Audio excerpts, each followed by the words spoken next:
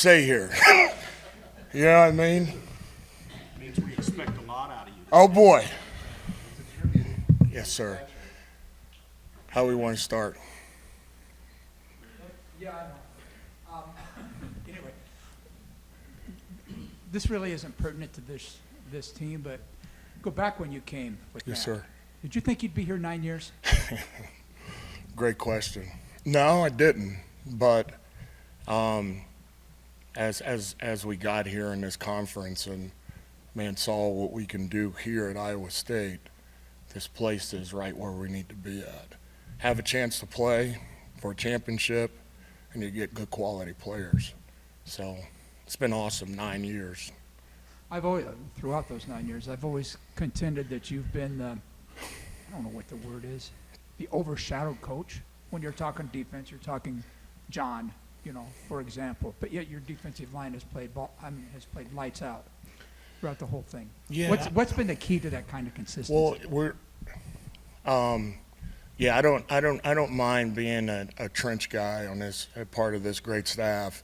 I tell you, the difference is the type of quality players we're getting. I keep saying that, but man, we're getting our type of kids that come from good backgrounds, stable backgrounds, that knows how to really work really hard, the adversity part of it, and they're hungry. Man, they for whatever reasons been overlooked in recruiting, but they're coming with a chip on their shoulder when they get here, and it doesn't take them long to have success in our program. Coach Haycock kind of talked about how Ike's developed physically. What have you seen in his kind of transformation, and what can that maybe allow him to do more of this year? Yeah, Ike he's one of the defensive linemen that really fit the build of what everybody's looking for. He's 6'5". Man, he's gained 20-plus pounds over the January. So, man, the physical attributes, and really he's very athletic. And we just have to continue to keep grooming him as far as the football IQ and making sure the football IQ catches up with his body. Obviously, last fall, I didn't go into the season thinking that I would play Ike that as much as we did, but he kept developing into a guy that we couldn't take off the field. So he's done a great job with working himself into the lineup and had, a really good year last year. Now can he be a difference maker for us? Because honestly, he has all the talent to be that, a difference maker. You kind of talked about the athleticism. It seems like that really shows off a lot during the recruiting process, maybe seeing guys do other sports and stuff like that. Do you have any good stories where he really wowed you with his athleticism in high school? In high school, we had the opportunity to go down and watch, just like we did with Will McDonald and Jace Gilbert, the guys who were playing basketball in the spring, and had a chance to really go down and watch practice and see him run up and down the court and dunk any kind of way that he can do it, his movements and those things. Man, we really like our defensive linemen to play other sports, track and field, throwing, high jumping. The more things that they can do athletically really gives us an opportunity who they're going to become as a football player. So we got a lot of guys in the room who are really good basketball players, throwing, wrestling, all of those things really help those guys become a better defensive lineman. Hi, Coach. You guys are set to return every starter across your defensive line. How much of a step do you think they can take this fall, and how has that started in spring practices? Well, that's the question of the spring. Taking the next step from this group is the number one thing we're talking about. Going into the fall has never happened to me ever in my whole coaching career, but not having a senior in that group last fall, not just that, with J.R. Singleton really only having a couple starts, is that we didn't really have a true starter in our program. So I think the one thing that helped us last year is that we had 6 or 7 young guys play 13 games. Now in the spring, man, we're not treating them like young guys anymore or young players. We're keeping and holding the standards and making those guys really take the next step, which I think our team needs it. Our defense needs it. You guys are going to have Coach Clanton coming up next. But what's happening in spring against a veteran offensive lineman and a young, developing, physical defensive line, there is a physical war up front. So you're going to know who's going to help you pretty quick through the 15 practices. And they've been outstanding, been good. Who, from an individual perspective, has really impressed you most this spring?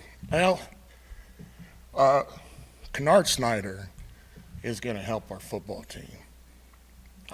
What he's done would come in here in January from another program, learning our style, getting the understanding of our program, and then taking our playbook and really applying it in 15 practices. He's a guy that's on a fast rise. So having Kennard here has really helped us with the value of rushing the passer. He's an outstanding guy. He's the bright light there. I would say Zamir Hawk. Whew. I mean, we got two really good noses, Dom Orange and J.R. Singleton. Zamir Hawk, man, practice to practice will push those guys to be elite. He is an outstanding young guy that's going to be really good around here. Who else is doing a great job? Samuel Same has picked up 10 to 15 pounds. If he continues to add weight and get to the 230 mark, he's going to add a lot of value to us too and provide depth that we didn't have in the fall. So he's doing a really nice job there too. And we know about T.O., but Trent Jones has been really consistent here. Boy, he's having an outstanding spring right now. Really, really outstanding and taking his game to another level there too. So he's been outstanding too to the boundary. Coach, go back in time a little bit. I remember it was pre-COVID. Jaquan was here. A bunch of the defensive linemen it was free for all on media day, it's a different thing. And they were all talking about going to Coach Sheed's house, and they were all laughing, and like you were their best buddy. But at the same time, you made it very clear that, well, you guys are going to be working really hard too. Yes, sir. Strike Yes, sir. that balance. I mean, you get that love from those guys, and you give it to them in a tough way, and get the most out of them while at the same time not, I guess, making them not like you very much. Yeah, and I think a lot of our coaches, but man, I've raised young men myself and my own family. They want the father figure to be tough, to be physical, the tough love, and at the same time they want to know if they're doing something wrong that, hey, you're doing it wrong and there's another way of doing it. So I think it's the healthy mix of, man, I'm here for you. I'm not just a coach. I'm a man first. And then you're able to coach those guys harder once the relationship is formed. Not just myself, but all of our coaches, man, are really doing a great job building relationships so they can coach kids harder. You with the staff turnover in this off season, how curious you were a head coach at a high school in Florida, came from Toledo. I mean, how are your recruiting territories, or how have those changed this off season, and what new areas have you taken on? Oh man, it's changed every year, and I think Coach has done a fabulous job of bringing the right guys in the staff. It keeps me fresh. Obviously with Kobe Cratch coming back, Lee Stalker, and you got these young coaches, man, that keeps you on edge, to keep learning. For number one, our head coaches has provided great staff members, and that aspect. And I'm sorry, what was your question again? Just about what your recruiting territory. Oh, I was recruiting curious, territory, you were a man. high school coach in Florida, so you probably Yeah. So no, I've been down in Florida last spring. I'm out of Florida. 2 springs ago, I was back in my hometown of Indiana. Man, we had a shift in staff. I got out of that. Man, I'm in a really interesting recruiting area, Oklahoma right now, which is fantastic with O-line and D-line guys, and then venturing in Utah. So Utah has been now my secondary recruiting area, which I was out there a little bit in January, which is a whole nother world you're getting into. But again, with some of the poly community and Utah, it's become really intriguing for me to be out there and excited about that recruiting. They're large men in Utah on the O-line and D-line, so we're anxious to get back out there to see those guys go through spring, but I'm fired up about my 2 new recruiting areas and hope I can have some stability there where at least some coaches can get to know me. Is that with BYU and Utah coming in? How's Iowa State received out there? By Well, coaches? I tell you what, it was interesting. We went out there, obviously, for BYU and had an opportunity really to do a walkthrough at West High School. And West High School out there in Utah has the largest amount of the poly community at their school. So after the walkthrough, just talking with the coach, man, the coach is an outstanding guy. He's like, hey, and we're saying, he's like, man, I got guys going to Oklahoma State, Oklahoma, and I'm like, coach, we have to come out here and get some of these guys because, man, we're going to be out here every year. We need to have the Iowa State logo with offers. And obviously getting the receiver committed from out of there last year. We're going to try to make a name out there. I think it's an outstanding recruiting area.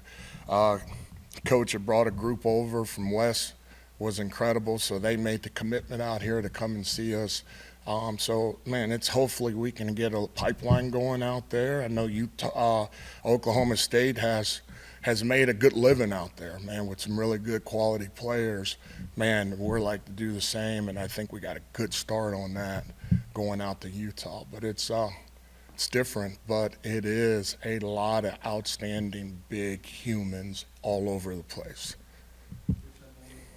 Hey, Coach. What have you made of the growth of J.R. Singleton over the past couple of seasons, and what leadership aspects does he provide in a group that has Man, some older guys, some younger guys? I'm glad you asked that question. He's been behind a lot of good leaders here. He had the fortunate there to be with Ray Lima and Isaiah Lee had started there, but he's waited in the weeds, for an opportunity to become a really good leader. Last year, I think, man, not playing a lot, and then ended up, man, being one of the top players on the field by the end of this thing. J.R. Singleton's an incredible leader. He's a leader that you want in the locker room. He's a leader that you want outside of the building because, man, you know if something goes wrong that you have really good leadership. He's just not a leader here part-time. He's a leader wherever he is, in any situation. What he's done in the community, he is the guy that I think, man, is having a fantastic spring as far as leadership. One, because he works his butt off, and 2, man, the relationship he has with his teammates. He's able to at least have some information and can help lead those guys the right way. Fantastic leader doing an outstanding job. Thank you, Coach. Thank you. Appreciate you.